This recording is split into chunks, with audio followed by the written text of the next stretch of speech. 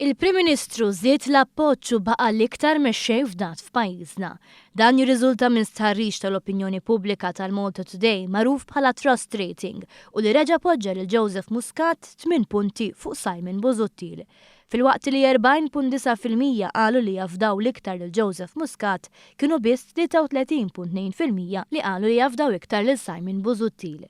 L-istħarriġ sar fix-xahar ta' Settembru, ftit tal-jiem wara li l-Partit Nazzjonalista temm l-attivitajiet tal-indipendenza, fejn reġa' kienet jikkampanja bl-iktar mod possibbli bil-kap innifsu jsejjaħ Settembru bħala x-xahar tal-Partit Nazzjonalista u saħansitra jgħid li l-elezzjoni ġejja f'Settembru.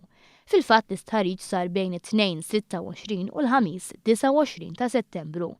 Meta mitluba jgħidu lil min jivvotaw li kieku ssir elezzjoni ġenerali, il-Partit Laburista żied marġinalment, filwaqt il-Partit Nazzjonalista naqqas 1%.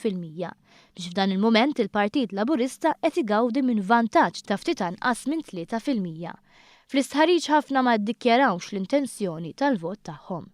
Dan l-istħarriġ mistenni jkompli jżid il-pressjoni interna fuq Simon Busuttil fil-qalba tal-Partit Nazzjonalista.